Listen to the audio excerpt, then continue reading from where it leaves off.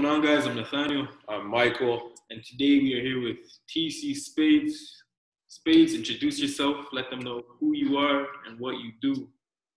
What's up, y'all? It's TC Spades. You guys can call me TC. I'm an artist, brand owner of the Spades family, and, creative guy all around.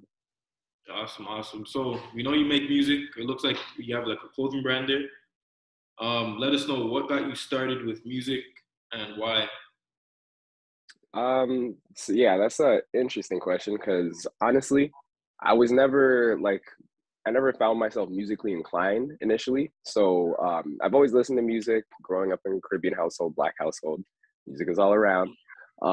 So yeah, I've always been creative, and I originally went to school for media studies. So I went from like drawing to photography to videography. Just because I was always about like storytelling, like no matter what the medium was, I was like, I'm trying to like get something across.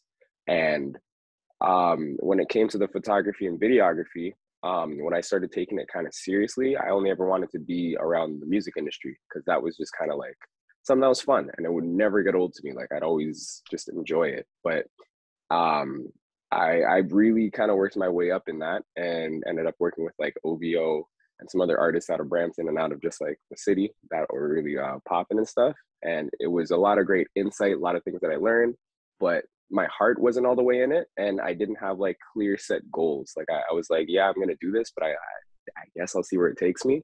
And it wasn't until there's a point in 2018 where things kind of switched up, kind of stopped working with OVO, not on any issues or anything, but just things changed. So in that off time, I was taking it to focus a little more on creative direction. And I was ready to start like songwriting for artists and like selling them like the songs, the music video, the whole rollout, and just doing all that like marketing stuff. But it was my mentor at the time, shout out David Forteau. He was like, why don't you just be an artist? Because like all that energy that you're going to put into someone else, you can just, put that back into yourself. And yeah, that was like almost 4 years ago now when we had that conversation. And since then, I've just been like full steam ahead on the music since. And out of that actually is where now the brand stuff came out of, because I've always had the name TC Spades from high school, basically. So just looking at it and the Spades branding and everything, I was like, okay, how can I kind of expand on what I'm doing here, like with the music, because music I think of as just like a nucleus of everything that's going on. And yeah, the brand just came out of that. So Spades family, we do clothing.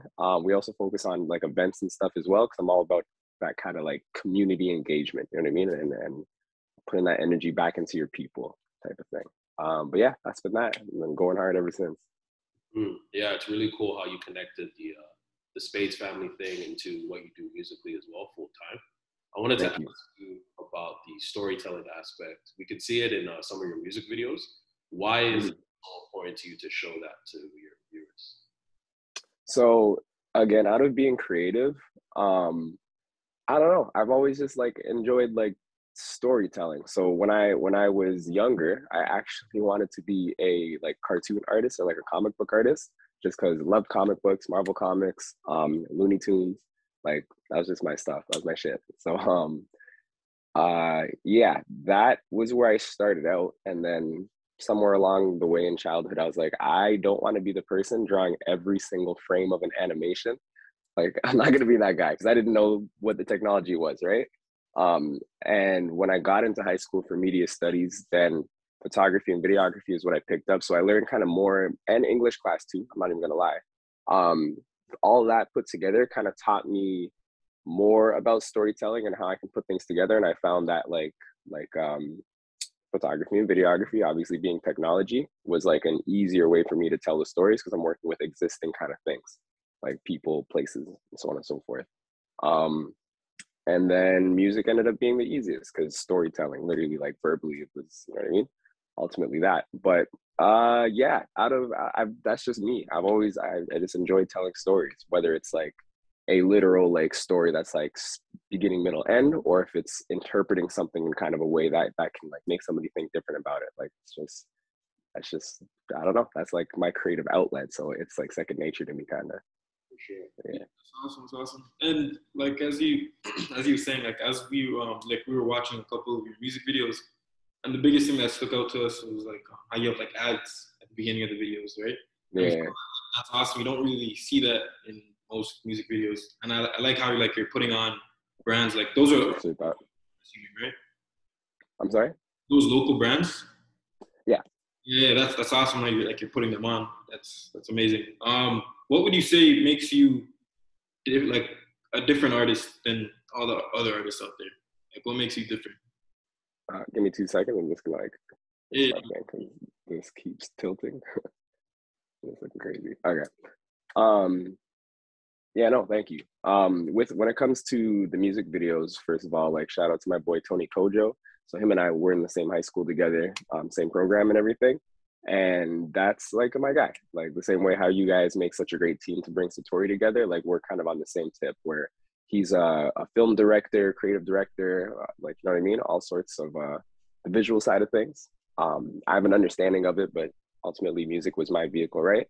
But yeah, just like working with him, it's always fun and easy to kind of create. Like it's like the music is one thing, and then he and the other people I worked with, including like Quasi, Andre, and so on and so forth, my people, they have a way of just like interpreting what I've already put in one form of a story, and then like adding another layer to it. And as far as like working with like local brands and like putting people on and stuff, that I guess is part of what makes me different, because one of the major things that I learned when I was coming in the industry, like I was just like a photographer and like in the background and stuff, networking and how you conduct your business is ultimately a large factor in what will like determine your success in this industry, right? So out of that, I try and just practice good business practice, because at the end of the day, you know what I mean? People talk. It's an industry. It's a small city. Like if you're just a shitty person, it's going to get around and you're going to shoot yourself in the foot. So just off of that, like I just try and operate in a way where it's good business. And if you meet with the same kind of like proper energy, then let's cook. Let's do what we got to do. And yeah, same thing with like I have a platform, and these brands have platforms, or these brands have like something that I feel like people should be seeing. So that's an easy exchange. Yeah, and as I was saying, like I guess in terms of what separates me from these other artists is they have the storytelling, and then that ability to how do you say it? It's a part of my story basically, because like coming out of the city, like I believe if you're really gonna pop more or less, like coming out of a city, like more basically like your area has to mess with you. You know what I mean? Like historically, if we look at it, Biggie, who else? I can name millions of people. Nas, like, you know what I mean? Like they're on like street corners rapping, and people like, yo, that's that guy. And like you just were known in your area before you like grew bigger beyond that. And now with the internet, like you can definitely pop just on the internet in general and have a fan base anywhere. But I'm trying to be as authentic as possible in my story. So by that, I mean like, yeah, the networking and then the authentic storytelling, all of that is what I'm trying to use to just put my best self forward and my most authentic self. And yeah, that's what I feel like defines like, how I am versus these other rappers and these other artists and stuff. For sure. Yeah, that's really cool how you pride yourself on being as authentic as possible, and set the foundation for that for yourself, and that's really important. I wanted to ask about school. You said you were taking media studies. What was the best thing you took out of school, and what was the worst thing you took out of school? That's a good question. Yeah, so I went to school for media studies, both in high school and in university. I didn't finish the 4 years, but I guess the best thing I took out of it, if I'm going to include university, was more or less the ticket into the music industry. Because if it wasn't for me picking up those skills and developing those skills initially, it helps me out, because if I'm dealing with people who are doing either my visuals or a project that I'm a part of, like helping out in, I actually know what's going on. So I can be more helpful in those kind of situations and also know what's going on. And in terms of getting into the industry, my same boy, Tony, we were both just like getting to it back in the day. So he ended up meeting a mentor who's also like a clothing designer. Shout out Curtis James. That guy is like a mentor to the both of us. He connected us with his people, like his cousin, Clifton, who runs Battle of the Beatmaker. So if you're unfamiliar, it's like a beat competition that's held in Toronto. Lately, it's been virtually because of COVID. But yeah, that's where like Boy Wonder Girl, Jordan Manswell, like big like Toronto artists, sorry, Toronto producers came out of that thing there. So that was like my first actual experience in the music industry. Like that first time that we went there to shoot, me and Tony met Sunny Digital, we met Metro Boomin, and this other guy, Joel Ortiz. Got to interview them, and they're like genuine people. And so off of that initial situation, I that was like my first like learning experience, like networking. And if you put your, you know what I mean, be authentic with yourself, put that self forward, like you'll get what you receive. You'll receive what you put out, type of thing. So that's exactly what that was. So yeah, networking and making sure that you're knowledgeable and being useful in situations, I guess you could say, is what came out of the good thing that came out of school. The bad thing, probably not finishing all that time spent. And it's like right at the end, it's not like I dropped out because like I didn't like it, but at the time, I believe it was my third year is when I first really started picking up with things. So I met like shout out like Twist and David Porto again. He basically got us the opportunity to be in a Roy Woods music video. So the video called Guam Big Up Yourself, and shout out Roy too and his whole team, good people. But Twist was dancing in the video with David, and then I tagged along because I'm like the homie, but I was also shooting. So I was like doing behind the scenes stuff. So by way of networking and people just talking and recommending and stuff, that because of David, started working with David, met Sunny Diamonds, who is also another OG of mine. He's an engineer in the city. And then he put me on to working with Roy. So that started third year. We went on like a Canadian tour. So I missed the whole, like almost my entire second semester of third year. And I was like, yo, there's like a culminating essay that we had to do a part of. So graduating out of that program, you specialize second year, third year, you write a like capsule essay or you prepare for it. In fourth year, you actually write the essay and then you do a conference, media conference. But that conference, everyone has to be present to pull it together because they divide you into like the video team, the PR team, you know what I mean? The photographers, whatever. So because of the tour, I missed one of the classes with a lot of classes actually with the essay. So I'm like, I'll come back and do it. And then coming around to 2018 and Roy's going on his album tour and it's like, yo, I might go, I might not, I have to see it. I'm like, just give me the word, I'm there. Like, what do you mean we're going to Europe and US? Like, it's crazy.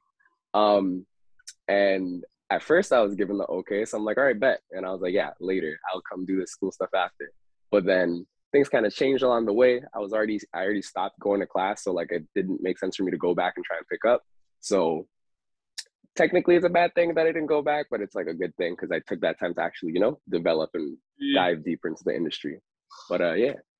Yeah, for sure. I feel like that's a big thing, like creatives or just entrepreneurs struggle with, like, you know, as like when you're like a student and an artist, for example, obviously you're working on two goals there, right? And at one point you kind of have to focus like all your energy in like one. And it's amazing that you found the courage, you know, like to actually leave and like focus your main goal on being an artist. Because now you don't know how far you can go. I mean, yeah, it's a negative. You dropped out, but you never know your full potential, right? Unless you put 100. Yeah. So thank you, man. I want to ask you your Satori moment. So your Satori moment, just to let you know, is it's compared to an epiphany. So it's of awakening. So a moment that reveals something in you never knew was there without that moment happening. What would you say your biggest Satori moment was? You guys are coming with some big questions. That's such a damn. I feel like now that I'm kind of getting into it, not even like now, but like around now, especially with the music, I've been getting into a bag where I feel like I'm having a couple more than I used to. So I'm gonna tell you like the most recent. I think the most recent was honestly the other day. I was at a show. So my homie Twist, his peoples are Stay Out Late. It's a artist group, rap group out of Brampton. Sick as people. I've been rocking with them for a while and they were very supportive. That's also kind of where I model the community aspect of what I'm doing after, because they're just so good at like bringing people together and authentically like interacting with people where it's like, yo, like that's a group I want to support, and they show that same kind of love. So they threw an event at this venue, and I've been basically setting up a lot of stuff with a project that's coming out next year, and like a lot of live events and in-person stuff, and just how I'm trying to present the music and everything. So I'm sitting there watching the shows. Mind you, this is probably the first show I've been to in a while, and I didn't even realize it. But watching them perform and seeing how everything came together, and then homie was saying he'd be able to help me with like setting up my stuff in the future. There's a moment where just sitting there, everything kind of clicked, and I was like, yeah, we're gonna go crazy next year. Just like with like the venue we were sitting in is already a sick venue. Him saying that the manager of the group saying that he could help me with certain things, and just kind of seeing how things could fit together, because it's like I'm trying to like build on everything that I'm doing. So same way that we're talking, like making these connections, working with people, and building that kind of community. Like that moment when everything clicked was kind of like, yeah, like the pieces are now coming together where it's like what I want to do around this project and around these live events is more tangible and like realistic than I actually thought before. So that kind of kicked me into a mode over this past week, actually, where this whole week I've just been having conversations and like little meetings here and there to start actually bringing in people that make sense, who can kind of help me organize these things. But yeah, that was that one. I guess the smaller one that happened was when I realized with my brand and just with my music and stuff. You guys know, especially just as entrepreneurs, it is hard to do things by yourself. There's gonna come a point where, like, if you're focused on what you're doing and you're really trying to like push it, if you were by yourself, like, yes, you might need help, to be honest, and you shouldn't be afraid to ask for help. So the point where I was like, okay, I need to bring in people to really help me like expand and grow this. That was another epiphany, and thank God it happened, because like now I'm a lot more stress free, and like I said, just now with everything coming together, wouldn't have been possible if it was just me going at it. But yeah, 2 Satori moments for you there that really affected where we are today. Perfect. I really like how you explained both of them as well. So we do have 2 final questions for you that we ask all of our guests. The first question is, if you had to describe yourself using one spice, what spice would you use and why? Ooh, one spice. Am I cheating if I say allspice? Yes. Nah. Damn. I got one for you. I'm just trying to think. I'm like imagining the cupboard upstairs right now. What's in there? Shit, I'm like dry jerk seasoning, to be honest. Yeah. I feel like that'd be me, because it's like dry. You can get jerk pork, you can get jerk chicken. You know what I mean? Like that dry seasoning is integral to what's going on, and bringing it back to the community aspect. If you're preparing like jerk chicken, sometimes you're trying to get a little bit of spice in it. You're gonna have the dry seasoning and the wet seasoning. But if it's one by itself, you're not gonna get the same effect. Same way with the other, right? But together is what makes it actually like give you that whole kind of, you know what I mean? Yeah. I like that explanation. That was good. Appreciate it. Name 3 music artists you listen to that you feel everyone should listen to. That I feel like what? Sorry. 3 music artists that you listen to, you feel everybody else should listen to. Should listen to? Keyshawn the Don. That's the big homie out of Brampton, but Toronto. That guy's making waves. I'm gonna leave it at that. Go listen to him, because he's actually sick as hell. Who else? Stay Out Late. Shout out those guys. Those guys are cooking. Been cooking. The festival they just put on called Late Fest, making it an annual thing. They're just going dumb with it. They're in LA right now, actually. And Ashley, Ashlye. That's another homie. We've been cooking up a little bit lately, but she has a beautiful voice, man. She be cooking on them R&B tracks, man. But yeah, those are my people. And Keyshawn's Kysean. Perfect. Sounds good. Keeping it local with the picks. I like it. I have to. And that wraps up the interview. We want to thank you so much for joining us here today. We'll leave all your socials in the description box below. Yeah, man. We just appreciate you coming out, sitting with us. Nah, thank y'all, man. Even being in the studio, y'all got a great studio and the brand, everything you guys are doing. It's like keep doing it. Like the quality is there, just gotta keep pushing. And now gonna turn the city on its head about a couple months with that kind of energy. But nah, thank you guys so much for having me. Appreciate it. Yes, sir.